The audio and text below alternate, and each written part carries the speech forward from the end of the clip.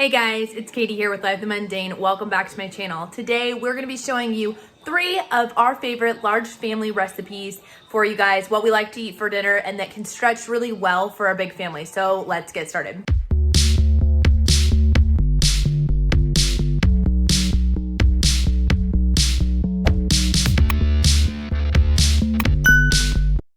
Alright, so first things first, I should give a disclaimers. And the first is, I'm not a cook. Guys, I really dislike cooking. Like, if you've watched my channel before, you know this.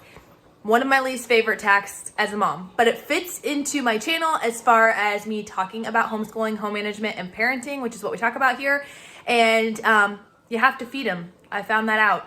No, I'm just kidding. I, of course, feed my children. I love them. And I do cook. I just don't like to. So I thought it might be interesting to hear from somebody who's not a big fancy cook. Please be nice in the comments. Don't tear me apart for the fact that it's not the fanciest or maybe the correct method or whatever. I'm happy if you guys want to drop tips down. Like, I'm all for learning more, but I'm just not naturally there. And it's kind of sad because I come from a family who is amazing cooks. Like, my mom and my grandmother are the best cooks in the whole freaking world, but I got none of those genes. Anywho, I hope you guys will enjoy these videos and a couple of these recipes and be kind. So the first recipe is super simple. It's baked Italian chicken, and these are the ingredients you need. You just need some chicken breasts, or you can use chicken tenders before, depending on what you prefer. A thing of spaghetti, a can of Parmesan cheese, and Italian dressing, whichever preference you guys have. So once you have these ingredients, all you need to do is lay your chicken breast in a 9x13 pan and put about 3/4 of the bottle of Italian dressing on them. You can do this also in a Ziploc bag if you prefer to do that, but marinating them about an hour beforehand, if not earlier, is always best, but you can do it at the last second if you forget, which I have definitely done. But once you do this, you're going to want to put it in the fridge and wait for it to be ready to cook. When you're ready to cook, you're going to cover it with foil and put it in your oven at 325 for 1 hour.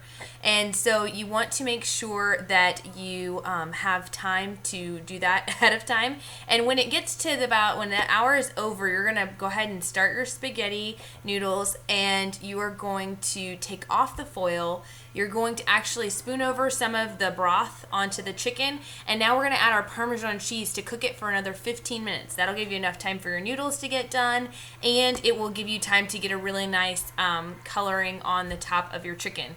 I will say, guys, if you like videos like this, be sure to check out the playlist below. Down is a bunch of awesome videos by other large family homeschool moms. This is put on by Megan from Pennies and Salt, and you guys can check out all these cool videos to get more recipes from large families. Once your noodles are getting ready and done, you can drain them, again, just like you would typical spaghetti. And then when the chicken is done, I like to cut it up into small pieces, into strips, and that makes it just go a little bit further. We put the rest of the dressing into the noodles and mix it up to infuse more flavor in there. And then you're just going to serve those slices of chicken over the noodles along with your extra veggies or side dishes that you prefer.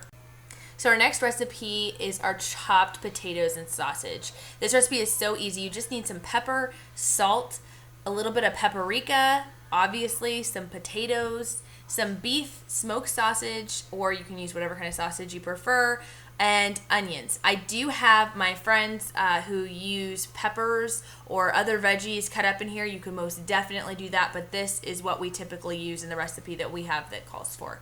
I also use olive oil in this recipe too. I just forgot to show that this time around. So as with any potato recipe, we're going to start by washing the potatoes. This is something I love to get my kids involved doing. It isn't always the prettiest when they do it, as you can see, but it is so wonderful to have their help in the kitchen when it comes to preparing dinner.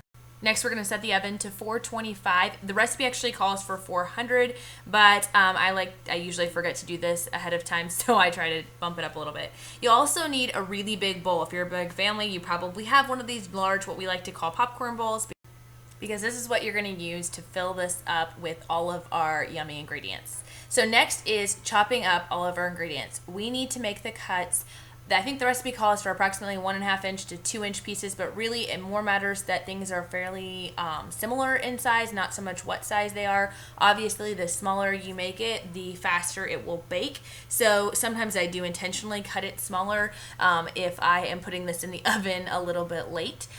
You also want to make sure things are evenly cut just so that they will bake at the same time and one doesn't burn while one is undercooked.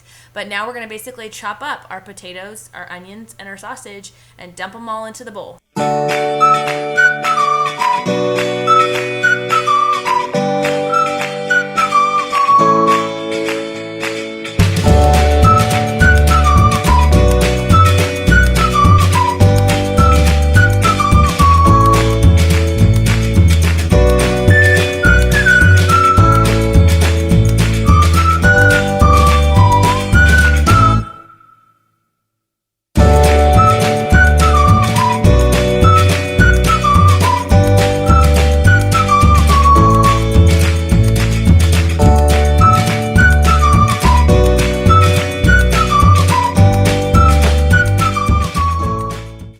Now that we have everything chopped up, we're ready to add in our virgin olive oil.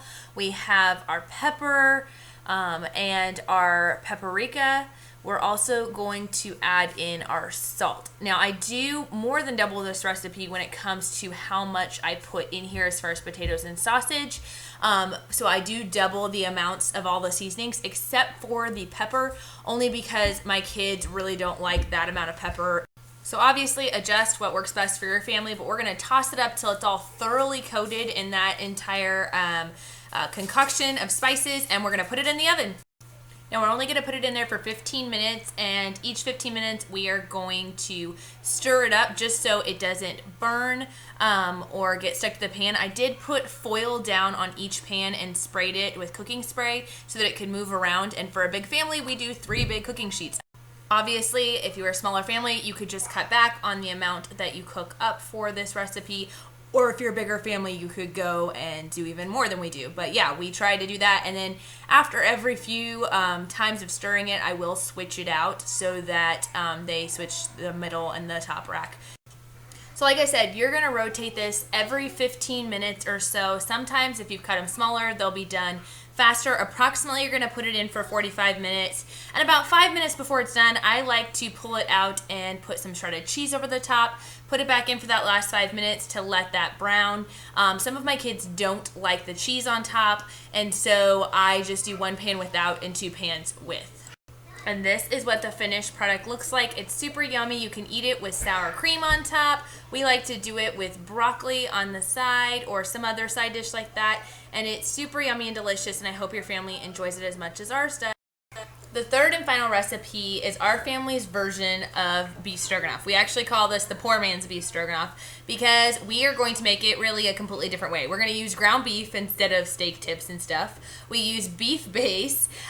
We use egg white noodles and sour cream in the end. We'll use cream of mushroom soup. I actually ended up using 3 cans of cream of mushroom soup, not 2, and brown gravy mix as well as dried minced onions. Obviously, we could do this with all fresh ingredients, but when quarantine, this is what we have.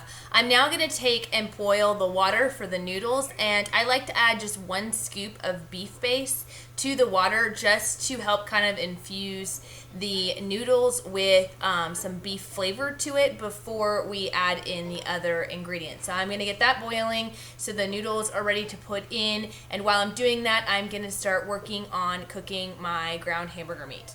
Once you get your ground beef cooked, then you're going to add in your minced onions. You can add in as many or as few as you want, obviously depending on preference, but you want to make sure you add it on early enough that it does have time to cook down. Otherwise, it will be crunchy, which none of the kids will enjoy. So put that in, stir it around, let that cook for a little while, and once that is done, then we're going to add our cans of cream of mushroom soup. We're going to dump those straight into the pot and stir those around. Like I said, I ended up adding a 3rd can later on in the process, but I went ahead and added these first 2 cans here.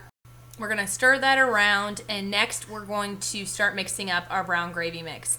I do about 2 cups of brown gravy, and when it's all done, I mix it in with this cream and mushroom soup, everything mixture.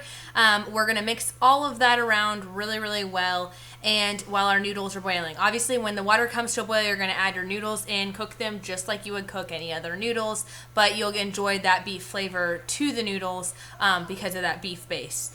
Now, once that's all done, we're going to drain our noodles just like you normally would, and then we're going to pour in this beef mixture straight into the noodles and mix that around.